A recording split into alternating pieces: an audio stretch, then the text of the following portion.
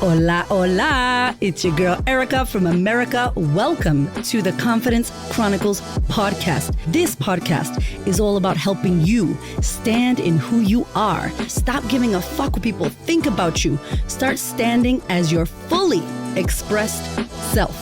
As you are, queen, as is, there is no filter needed. You are fucking awesome. And I am here to remind you, I'm a confidence coach, a business mentor, a speaker, an author, and I am obsessed with women standing up, showing up, and creating their confidence. And I cannot wait to dig into today's episode with you.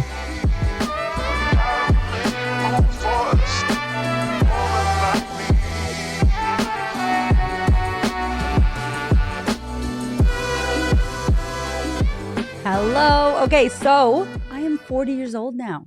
My birthday happened. The extravaganza birthday bonanza situation that we did was amazing. We welcomed so many women into the sisterhood and into the startup squad. We sold I don't know how many books. It was freaking incredible. The best gift I could ever ask for. I had a beautiful birthday with my gorgeous husband. I am 40. Woohoo! So grateful to be 40 years old. And I really don't believe that that's a number. I think we are so conditioned with what we think age is. I feel like I'm 25 years old, maybe 26 years old. But yeah, it's amazing. It is so good to be 40.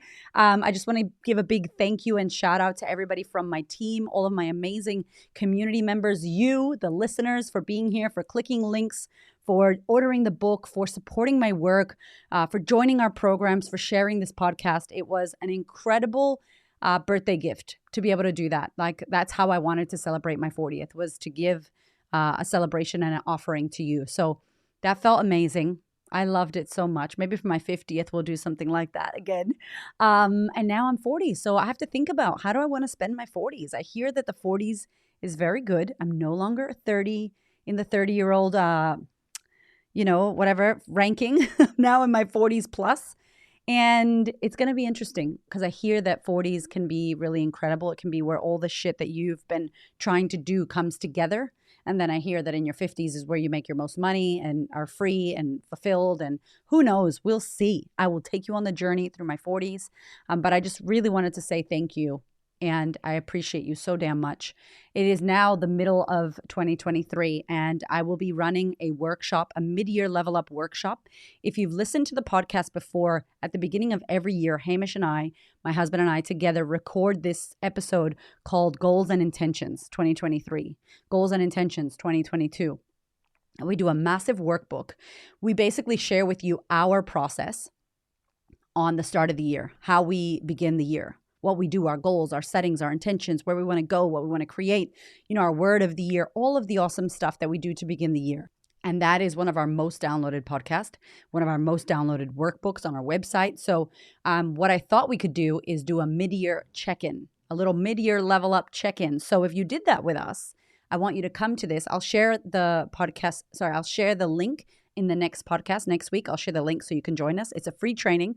And we're going to pull up our workbook from the beginning of the year, pull up our notes, and we're going to go everything we said we wanted for 2023. Are we on track to get it? So that is going to happen. I'll share that link with you. I'll also share it if you're on my email list. If you are not, get your ass on my email list so you know about all the goods that are happening in our world. And I'll share it on Instagram, social media, everywhere, so that you can attend this free mid-year level up and we can get on track. And if you're not on track, don't worry. We will get it realigned and decide now, what do we need to do in order to complete the rest of the year so that you get what you want. So that is coming. I'm very excited. All right, let's get on with this week's episode, shall we? Hello, my friend. Welcome to the podcast. Today's podcast is something that just came up for me in my life. I was watching YouTube the other day with my husband. And here in Australia, there was an accident, a really bad accident with a bus that happened and killed a bunch of people. And it was really tragic and really horrible. And being an American woman living in Australia, the news here doesn't really faze me. I think I am very numb to horrible news from living in the United States and all the crazy shit that happens over there. So, I'm never really shaken up about the news. But I saw this bus driver who was driving recklessly and speeding, had 35 people in this bus. They had just come from a wedding. And it was a wedding party. It wasn't the bride and the groom, but like a lot of people from the wedding. And it was dark. I think it was raining. I don't know, but he was going really fast in a circular roundabout. In Australia, there's a lot of roundabouts. And obviously you're in a bus, so you can't drive fast. And anyway, he tipped. And I don't think people had their seatbelts on. And 10 people passed away. And I was watching this like, I don't know why it hit me. And I started thinking about this. And I don't want to say I'm morbid about death stuff, but because my husband passed away, and now I have 2 boys, 2 children, and I'm able to see the world from watching Gio pass away and that experience, and watching his mother mourn her child, and watching how that affected everyone around him and how that affected me. I have this totally different thought process around death, and it actually comes into my life a lot, into my day-to-day life, the idea of death. And the idea of the impact of death and what that has on other people. Not the one that's gone, but other people. And our feeling around death and how it feels in society, our conditioning around what death is and how bad and sad and all of the things. And so I was watching this and I went to bed and I was like, oh, wow, like it stuck with me, that story about the bus. And then the days after, they started releasing some of the people that were on the bus, and there was a mother and mother and father, and they had young children that probably won't remember them. Maybe if they're very young, your kids don't remember, unfortunately. And then there was this other couple, and so these people that passed away on a bus started having faces and names and stories, and then I'm making up stories about who they are and what their families are like. And every night when I go to bed, and it makes me like emotional thinking about it, but every night when I go to bed, everyone always asks me when I'm on podcasts, what's your morning ritual? What's your morning ritual? And if you've been listening to my podcast, your girl does not have like a morning ritual. Now I go to the coffee machine because we have a really nice coffee machine and it is great. But like I got kids, like we're making toast and doing lunches and shit is wild. I'm not meditating for 2 hours and journaling in the morning. Like your girl's not doing that. I don't know who be doing that, but if you got young kids, you're not doing that. You could even get up at 5 a.m., but if they wake up, there goes your meditation practice. So I don't have a crazy morning routine, but I do have a night ritual that I do. And I know that I do this. I know that I do this because I've lost someone. I know that I do this because I value every second of breath, of air, of life that lives in my body, in my lungs, in my heart. I value every second. I don't fuck around with, I don't mess around with that shit. Like I value my existence and my life and my heartbeat a lot. So every night I go into my bed and my kids are in my bed. They're still sleeping with us. I don't know if they're ever going to leave our bed. I'm okay with it. Those boys are in our bed all the time. Anyway, so my kids are in the middle. My husband's on the end. I'm on the end falling off the bed. It's a big bed though, so we're not falling off anymore. But we're doing this. We're going to bed. And I get in. I'm always the last person to get in because I take forever to brush my teeth. I just take my sweet ass time.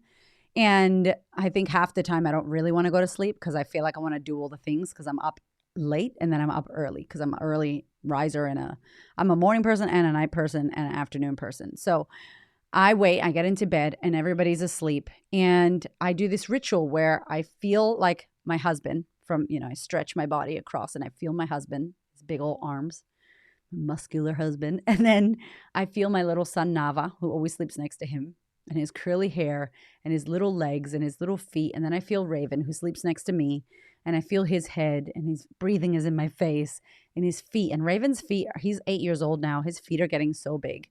And it's just this ritual where I put my arm across my family and I breathe them in. And I'm just so grateful that I have them. It's like oxytocin filling my entire body. I can feel the love hormone. And then I just feel like my heart fills with gratitude for my life and my family. I'm just so grateful. And I know when I don't do that, that your girl is stressed out. That's another little side note. Anyway, so I really believe that I only do that because when my husband passed away and I sat with his mother and she mourned the loss of her child, her eldest firstborn son died. And he was a baby. He was a 5-year-old. He was a 10-year-old. He was a newborn. She went through all of these experiences with her son. And then for him to pass away at 24 years old. And I go, I can't even imagine. Like that would be the biggest loss I don't like imagining it. And I know I'm sure I'd be okay at some point in time. I would have to be. I'm a strong woman. I'm sure I can endure things, but going to that idea, I can't even fathom that shit. And so I have them. I have this opportunity to be with them, and I touch their feet, and I'm like, and I breathe them in. And I went into bed, thought about the bus, and then my crazy brain, I don't know about you, if you be doing this, but after COVID, I started losing fucking trust in humanity. I started really stressing about people's intelligence and how people were being and what governments were up to and what people were doing and how our world was wild. And I was like, I don't trust the world. I don't trust people. I don't want to leave my house, and I don't want to be with the people. And that is not like my vibe, but that's what happened for me and my husband as well. We got worried about flying on planes. We got worried about being in just places with people. It got a bit wild there, right? For those 2 years. So shit just went crazy. So I got into my bed and I started thinking like, oh my God, my kids go on school trips in a bus.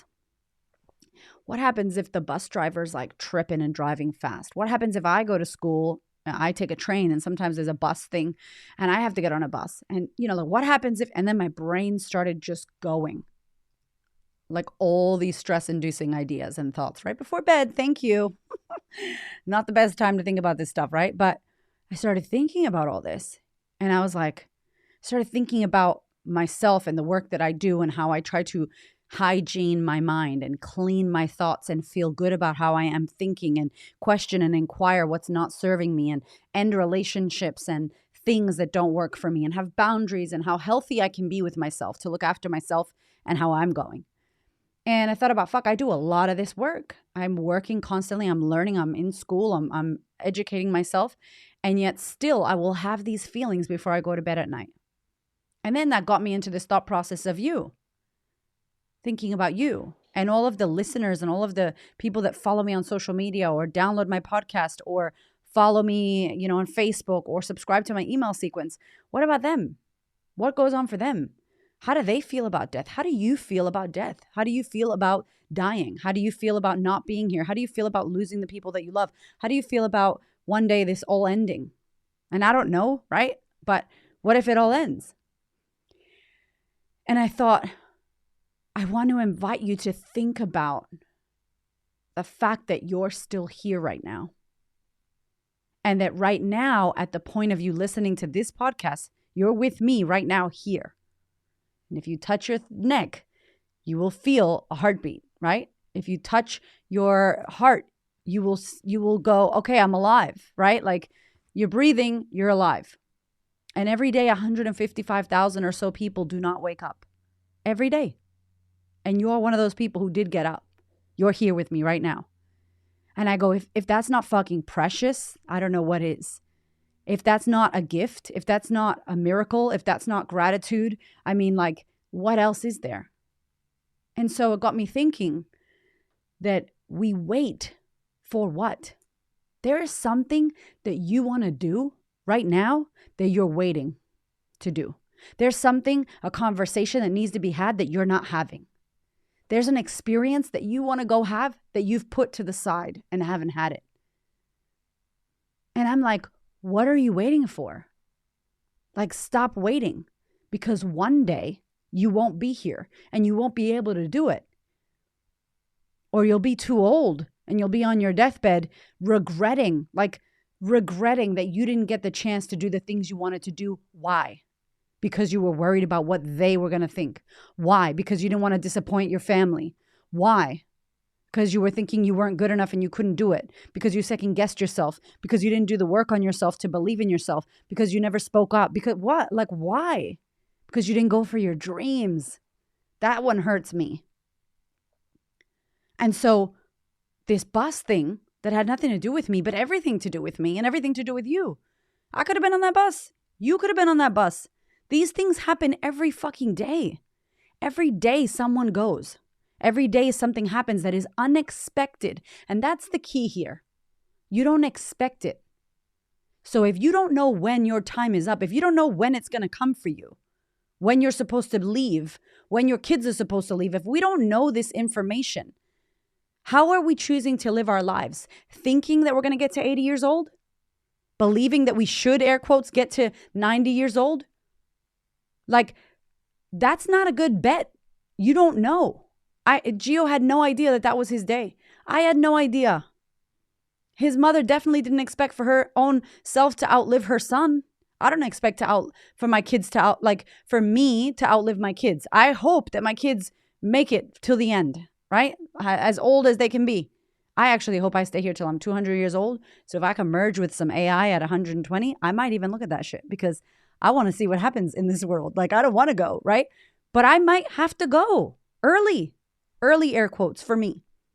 I believe in divine timing and you're meant to go when you're meant to go. That's what I believe. That's just my own belief. That's not me telling you what to believe. But my belief is that we go when we're supposed to go. And we never know when that is. And we don't have any control over that.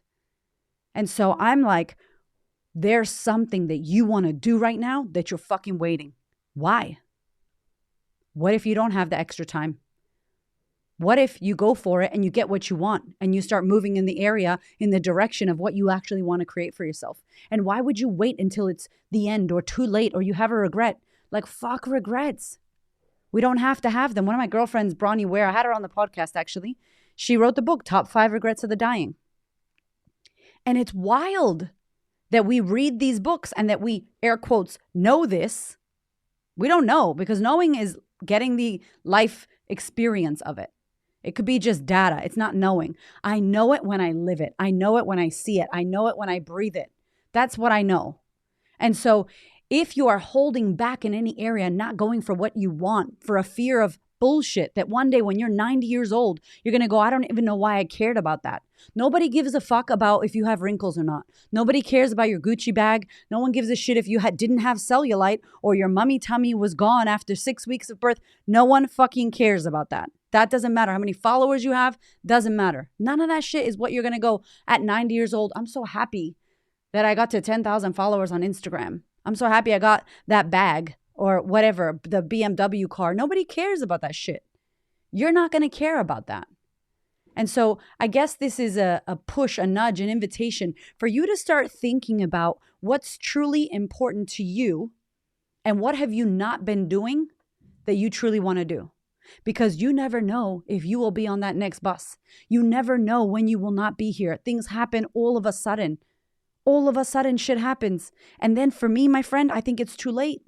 Having Gio die, like as horrible, horrendous, terrible, the biggest, to this day, the worst thing that's ever happened to me. To this day. Having that happen has completely transformed my fucking life when it comes to living. Completely. It woke me up to life. It woke me up to living and what that actually means. What it means to live your life. What it means to go for what you want. What it means to have no regrets. What it means to go all in. What it means to play fucking life hard like you mean it. Some people have beautiful clothing in their wardrobe. I wear crazy shit all the time because I'm like, when I was a stylist, people would wait for a special occasion. Oh, I'll wear that on a special occasion. I'm like, is the fucking fact that you woke up and you're breathing not special? Like, that shit's pretty special if you ask me. 155,000 people every day do not wake up to life, to live. They die every day. And you're here? That's special as fuck. Wear the glitter dress. Wear the sequins. Wear the fucking Swarovski crystals on your nails. I mean, there's nothing more special than daily life, than air, than breathing, than being here when other people are not. And you don't know when your day is going to come. So your life is a special occasion. Today, I want to challenge you in this second as you're listening to me. Please, that thing that you want to do, write it down and put a date. When are you going to do it by? When are you going to quit the job that you hate? When are you going to start that business? When are you going to speak to that person that you want to date? When are you going to do it? When are you going to go for the thing that you want to go for? Because if you keep waiting, your time is coming and you don't know when it is. And I would implore you, like, please do not wait because you just don't know. We don't have, shit is not guaranteed. And here's the thing, you go to a funeral, you watch some shit like that on TV, it starts to hit home. You leave a funeral different. You're like, wow, shit. You start reflecting on your life. But then if you forget and don't do anything about it, you go about your day as per normal, same shit happens until the next funeral or until the next death of a family member or close person. And then you reflect again and go, oh yeah, I got to change that. I'm asking you to do that now without having to attend a funeral, without having to have been on that bus or know somebody from that bus. And if you do know somebody from that bus, my condolences to them and your family. If you've lost someone recently, you feel how important and fresh this is for us to go for what we desire and to stop waiting, because we don't know when our time will come. That's a big one today. I know that's a heavy one, but I wanted to invite you to think about that, because it's going to happen, whether we believe it or not, whether we like it or not. It's coming for us. So I hope you go out there and you set a date and you choose a thing that you are going to go for, because you can. Okay? I love you. Have the best week.